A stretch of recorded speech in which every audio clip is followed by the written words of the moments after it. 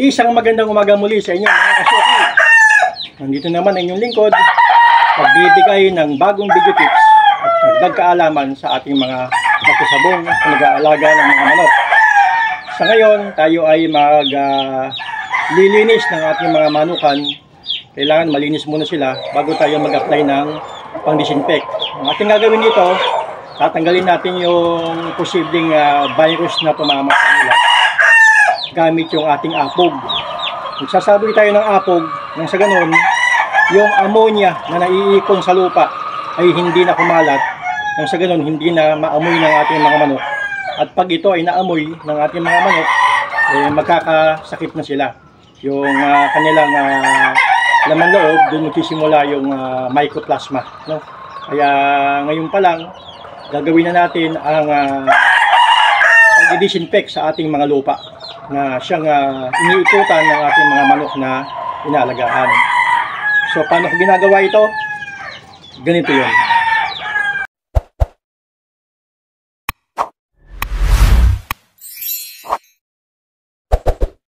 Okay, ito na uli yung ating bubuhusan ng apog. At dito, talagang pagka hindi ka nagbigay ng apog, yung mga amoy na mabaho, pagka sa katagalan sila ay magkakasakit yung ating mga manok. Andyan yung ammonia na maiipon, gustong-gusto ng virus yan. Tapos magkakasakit yung ating manok dahil sa sa ammonia. Magkakaroon sila ng mycoplasma. Nang maiwasan yun, magsasaboy tayo ng apog sa buong paligid nito. Dahil ito, nakita nyo na malinis na. At pagka kasi lalo na pagka basa ang lupa, doon na iipon yung gustong-gusto na yan. Gustong-gusto ng virus yan, yung basa na naiipon tapos madumi. So yun na, simula ng sakit ng ating mga manok. Upang maiwasan yan, ganito ang gawin natin. Lalagyan natin ng apog. So ito yung apog niya, no? Isasaboy natin to, kaya lang yung manipis lang. So ito na, gagawin na natin. Lang pakalat, no?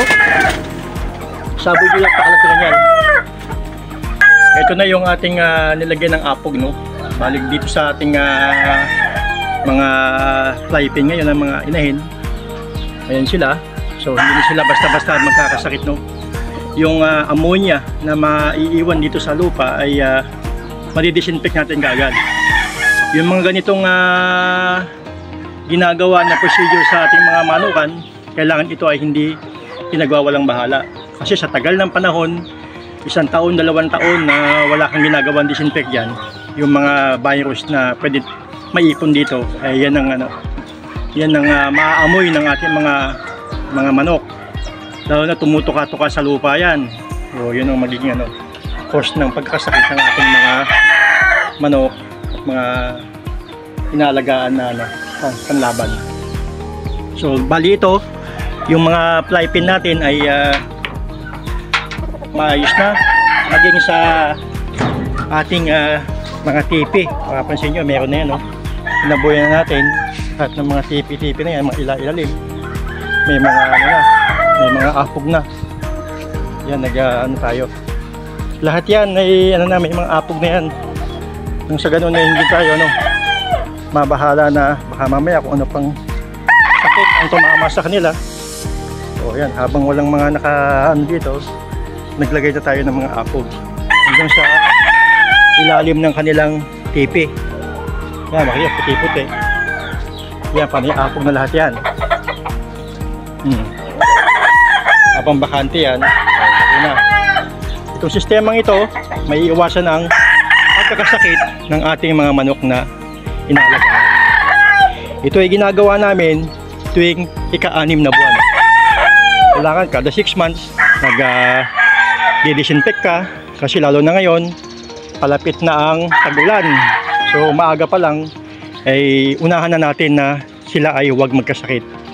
So sana may natutunan kayo sa aking ginawang video tips na ito, na may apply ninyo sa inyong maliit man o malaki ang manukan nyo. Kailangan ito ay inyong gagawin. At ito ay makakatulong sa ating mga manok na inaalagaan. So magandang umaga muli sa inyong lahat. Ito ang inyong Kasyoki sa anumang panahon. God bless.